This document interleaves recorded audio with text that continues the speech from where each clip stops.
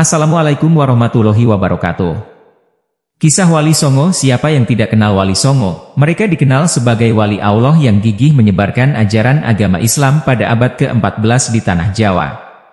Para wali tersebut tersebar di Jawa Timur, Jawa Tengah dan Jawa Barat. Mereka sangat dikenal masyarakat luas karena dalam berdakwah menyebarkan agama Islam tanpa unsur memaksa. Masyarakat Muslim di Nusantara pasti sudah tak asing lagi dengan Wali Songo. Wali itu sendiri memiliki arti wakil, sementara Songo memiliki arti 9. Dengan demikian, Wali Songo berarti 9 wakil atau wali Allah Subhanahu wa Ta'ala. Perjalanan dakwah mereka telah dicatat dalam sejarah penyebaran agama Islam di Indonesia. Mereka telah meninggalkan banyak jejak dalam berdakwah. Wali Songo membawa perubahan besar terhadap masyarakat Jawa yang dulunya banyak beragama Hindu-Buddha. Berikut adalah nama-nama Wali Songo atau 9 wali Allah. 1. Sunan Gunung Jati, Syarif Hidayatullah. 2. Sunan Ampel, Raden Rahmat. 3. Sunan Gresik, Maulana Malik Ibrahim. 4. Sunan Bonang, Raden Mahdum. 5. Sunan Giri, Raden Paku. 6. Sunan Derajat, Raden Kosim. 7. Sunan Muria, Raden Umar Said. 8. Sunan Kudus, Jafar Shodik. 9. Sunan Kalijaga, Raden Syahid. Baik, sekarang kita akan coba jelaskan satu persatu sejarah singkat dari para wali Songo tersebut. 1. Sunan Gunung Jati, Syarif Hidayatullah. Sunan Gunung Jati, Syarif Hidayatullah, berperan penting dalam penyebaran Islam di Jawa Barat, khususnya di daerah Cirebon. Ia adalah pendiri dinasti Kesultanan Banten yang dimulai dengan putranya yaitu Sultan Maulana Hasanuddin. Pada tahun 1527, Sunan Gunung Jati menyerang Sunda Kelapa di bawah pimpinan Panglima Perang Kesultanan Demak, Fatahillah. Sunan Gunung Jati merupakan sosok yang cerdas dan tekun dalam menuntut ilmu. Karena kesungguhannya, ia diizinkan ibunya untuk menuntut ilmu ke Makkah. Di sana, dia berguru pada Syekh Tajuddin Al-Qurtubi. Tak lama kemudian, ia melanjutkan belajarnya ke Mesir dan berguru pada Syekh Muhammad Athoillah Al-Syadzili, ulama bermadzhab Syafi'i. Di sana, Sunan Gunung Jati belajar tasawuf tarekat Syadziliyah. Setelah diarahkan oleh Syekh Athoillah, Syarif Hidayatullah memutuskan pulang ke Nusantara untuk berguru kepada Syekh Maulana Ishaq di Pasai, Aceh. Kemudian, ia melanjutkan perjalanan ke Karawang, Kudus, sampai di pesantren Ampel Denta, Surabaya. Di sana, ia berguru pada Sunan Ampel. Sunan Gunung Jati lantas diminta untuk berdakwah dan menyebarkan agama Islam di daerah Cirebon dan menjadi guru agama. Ia menggantikan Syekh Datuk Kahfi di Gunung Sembung. Setelah masyarakat Cirebon banyak yang memeluk agama Islam, Sunan Syarif Hidayatullah lantas lanjut berdakwah ke daerah Banten. Selama berdakwah di Cirebon, Syarif Hidayatullah menikahi Nyi Ratu Pakungwati, putri dari Pangeran Cakrabuana atau Haji Abdullah Iman, penguasa Cirebon saat itu. Di sana, ia mendirikan sebuah pondok pesantren, lalu mengajarkan agama Islam kepada penduduk sekitar. Para santri di sana memanggilnya dengan julukan Maulana Jati atau Syekh Jati. Selain itu, ia juga mendapatkan gelar Sunan Gunung Jati karena berdakwah di daerah pegunungan. 2. Sunan Ampel, Raden Rahmat. Sunan Ampel memiliki nama asli Raden Rahmat. Ia memulai dakwahnya dari sebuah pondok pesantren yang didirikan di Ampel Denta, Surabaya. Ia dikenal sebagai pembina pondok pesantren pertama di Jawa Timur. Sunan Ampel memiliki murid yang mengikuti jejak dakwahnya, yaitu Sunan Giri, Sunan Bonang dan Sunan Derajat. Suatu ketika, Sunan Ampel diberi tanah oleh Prabu Brawijaya di daerah Ampel Denta. Ia lantas mendirikan sebuah masjid. Di sana, masjid tersebut dijaga oleh Mbah Soleh. Ia sangat terkenal sebagai orang yang selalu menjaga kebersihan. Hal itu juga diakui oleh Sunan Ampel. Hingga suatu hari, Mbah Soleh meninggal dunia. Ia lantas dimakamkan di samping masjid. Sepeninggal Mbah Soleh, Sunan Ampel tak kunjung menemukan pengganti penjaga masjid yang serajin Mbah Soleh. Akibatnya, masjid tak terurus dan kotor. Sunan Ampel kemudian bergumam, seandainya Mbah Soleh masih hidup, pasti masjidnya jadi bersih. Seketika itu pula sosok serupa Mbah Soleh muncul. Ia lantas menjalankan rutinitas yang biasa dilakukan Mbah Soleh, namun tak lama kemudian meninggal lagi dan dimakamkan persis di samping makam Mbah Soleh. Peristiwa itu terulang hingga 9 kali. Konon, Mbah Soleh baru benar-benar meninggal setelah Sunan Ampel meninggal dunia. Metode dakwah dari Kanjeng Sunan Ampel terkenal dengan keunikannya di mana ia melakukan upaya akulturasi dan asimilasi dari aspek budaya pra-Islam dengan Islam, baik melalui jalan sosial, budaya, politik, ekonomi, mistik, kultus, ritual, tradisi keagamaan, maupun konsep sufisme yang khas untuk merefleksikan keragaman tradisi Muslim secara keseluruhan yang dibahas pada buku Mazhab Dakwah Wasatiyah Sunan Ampel. 3. Sunan Gresik, Maulana Malik Ibrahim. Sunan Gresik, Maulana Malik Ibrahim, dikenal dengan nama Maulana Maghribi, Syekh Maghribi. Ia diduga berasal dari wilayah Maghribi, Afrika Utara. Namun demikian, hingga saat ini belum diketahui secara pasti sejarah tempat dan tahun kelahirannya. Sunan Gresik diperkirakan lahir pada pertengahan abad ke-14. Ia merupakan guru para wali lainnya. Sunan Gresik berasal dari keluarga Muslim yang taat. Kendati ia belajar agama Islam sejak kecil, namun tidak diketahui siapa saja gurunya hingga ia menjadi ulama. Pada abad ke-14, Sunan Gresik ditugaskan untuk menyebarkan agama Islam ke Asia Tenggara. Ia berlabuh di desa Lerang, Gresik. Saat itu, Gresik merupakan bandar kerajaan Majapahit. Tentu saja masyarakat saat itu banyak yang memeluk agama Hindu dan Buddha. Di Gresik, ia menjadi pedagang dan tabib. Di sela-sela itu, ia berdakwah. Sunan Gresik berdakwah melalui perdagangan dan pendidikan pesantren. Pada awalnya, ia berdagang di tempat terbuka dekat pelabuhan agar masyarakat tidak kaget dengan ajaran baru yang dibawanya. Sunan Gresik berhasil mengundang simpati masyarakat, termasuk Raja Brawijaya. Akhirnya, ia diangkat sebagai Syah Bandar atau Kepala Pelabuhan. Tidak hanya jadi pedagang handal, Sunan Gresik juga berjiwa sosial tinggi. Ia bahkan mengajarkan cara bercocok tanam kepada masyarakat kelas bawah yang selama ini dipandang sebelah mata oleh ajaran Hindu. Karena strategi dakwah inilah, ajaran agama Islam secara berangsur-angsur diterima oleh masyarakat setempat. 4. Sunan Bonang, Raden Mahdum. Sunan Bonang adalah salah satu wali Songo yang menyebarkan ajaran agama Islam di tanah Jawa. Ia memiliki nama asli Syekh Maulana Mahdum Ibrahim, putra dari Sunan Ampel dan Dewi Kondrowati, Nyai Ageng Manila.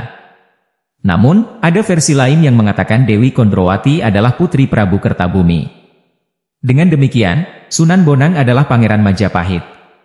Sebab, ibunya adalah putri Raja Majapahit dan ayahnya menantu Raja Majapahit. Sunan Bonang menyebarkan ajaran agama Islam dengan cara menyesuaikan diri terhadap corak kebudayaan masyarakat Jawa. Seperti diketahui, orang Jawa sangat menggemari wayang dan musik gamelan. Karena itulah, Sunan Bonang menciptakan gending-gending yang memiliki nilai-nilai keislaman. Setiap bait lagu ciptaannya diselingi ucapan 2 kalimat syahadat sehingga musik gamelan yang mengiringinya kini dikenal dengan istilah sekaten. 5. Sunan Giri, Raden Paku. Sunan Giri memiliki nama asli Raden Paku. Ia merupakan putra Maulana Ishak. Suatu ketika, ia ditugaskan oleh Sunan Ampel untuk menyebarkan ajaran agama Islam di Belambangan. Semasa hidupnya, Sunan Giri pernah belajar di pesantren Ampel Denta, melakukan perjalanan haji bersama Sunan Bonang. Sepulangnya dari haji, ia singgah di Pasai untuk memperdalam ilmu agama. Saat itu, Sunan Giri mendirikan sebuah pesantren di daerah Giri. Kemudian, ia mengirimkan banyak juru dakwah ke berbagai daerah di Nusantara. Sunan Giri juga dikenal sebagai sang ahli tata negara. 6. Songo Sunan Derajat, Raden Kasim.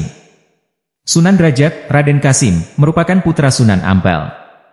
Sunan Derajat merupakan seorang wali yang dikenal berjiwa sosial tinggi. Ia banyak menolong yatim piatu, fakir miskin dan orang sakit. Ia memiliki perhatian yang sangat besar terhadap masalah sosial. Sunan Derajat menyebarkan agama Islam di Lamongan, Jawa Timur.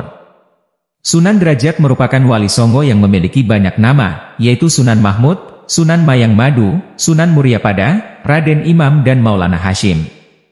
Pada 1484, ia diberi gelar oleh Raden Patah dari Demak, yaitu Sunan Mayang Madu. Ketika Sunan Derajat datang ke desa Banjaranyar, Paciran, Lamongan, ia mendatangi pesisir Lamongan yang gersang bernama Desa Jelak. Masyarakat sekitar masih menganut agama Hindu dan Buddha. Di desa tersebut, Sunan Derajat membangun mushola untuk beribadah dan mengajarkan agama Islam. Selain itu, Sunan Derajat juga membangun daerah baru di dalam hutan belantara. Ia mengubahnya menjadi daerah yang berkembang, subur, serta makmur. Daerah tersebut bernama Derajat, oleh sebab itu ia diberi gelar Sunan Derajat. 7. Songo Sunan Muria, Raden Umar Said. Sunan Muria merupakan seorang wali Songo yang sangat berjasa bagi penyebaran agama Islam di Nusantara, terutama di daerah pedesaan. Ia gemar bergaul dengan masyarakat kalangan bawah. Hal itu membuat masyarakat mudah menerima ajaran yang disampaikannya. Membaurnya Sunan Muria dengan masyarakat dikenal dengan istilah topo ngeli. Artinya, menghanyutkan diri dalam masyarakat. Sunan Muria berdakwah dengan metode tersebut hingga ke Gunung Muria. Sunan Muria sendiri berasal dari nama Gunung Muria di mana tempat beliau berdakwah, mendirikan masjid dan pesantren, serta tempat beliau dimakamkan kelak. Selain itu, ia juga berdakwah lewat kesenian seperti gamelan, wayang dan tembang Jawa. Ajaran Sunan Muria meliputi penghayatan kebenaran dan ketaatan pada Allah Subhanahu wa Ta'ala, wirid, kesederhanaan, kedermawanan, dan ajaran dakwah secara bijak dalam menghadapi budaya masyarakat yang dianut. Karena dakwahnya, ada beberapa hasil kesenian peninggalan Sunan Muria yang masih bisa dipelajari hingga saat ini. Di antaranya tembang Kinanti dan Sinom. Tembang Kinanti terkenal karena menceritakan tentang bimbingan dan kasih sayang orang tua kepada anaknya. 8. Songo Sunan Kudus, Jafar Shodiq. Sunan Kudus, Jafar Shodiq, diberi gelar oleh para wali dengan nama wali al-ilmi yang memiliki arti orang yang berilmu luas. Sunan Kudus memiliki keahlian khusus dalam bidang agama. Ia juga dipercaya untuk memegang pemerintahan di daerah Kudus. Sunan Kudus merupakan salah satu wali Songo penyebar agama Islam di Jawa, khususnya wilayah Jawa Tengah.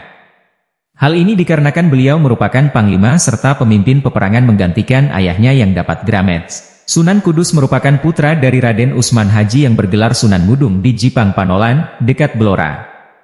Selain belajar agama kepada ayahnya, Sunan Kudus juga belajar kepada beberapa ulama terkenal, seperti Kiai Telingsing, Ki Ageng Ngerang dan Sunan Ampel. Setelah menimba ilmu agama dari Kiai Telingsing, Sunan Kudus mewarisi ketekunan dan kedisiplinan dalam mengejar atau meraih cita-cita. Selanjutnya, Sunan Kudus juga berguru kepada Sunan Ampel di Surabaya selama beberapa tahun lamanya. Perjuangan Sunan Kudus dalam menyebarkan agama Islam sesungguhnya tidak jauh berbeda dengan para wali lainnya. Ia senantiasa menempuh jalan kebijaksanaan. Dengan siasat dan taktik itu, masyarakat dapat diajak memeluk agama Islam. Saat itu, masyarakat di Kudus masih banyak yang belum beriman. Tentu saja bukan pekerjaan yang mudah untuk mengajak mereka memeluk agama. Apalagi mereka yang masih memeluk kepercayaan lama dan memegang teguh adat istiadat jumlahnya tidak sedikit. Di dalam masyarakat dengan kondisi seperti itulah Sunan Kudus harus berjuang menegakkan agama. 9. Sunan Kalijaga, Raden Sahid. Sunan Kalijaga, Raden Sahid, merupakan anak dari Adipati Tuban, Tumenggung Wilatikta. Ia dikenal sebagai budayawan dan seniman seni suara, seni ukir hingga seni busana.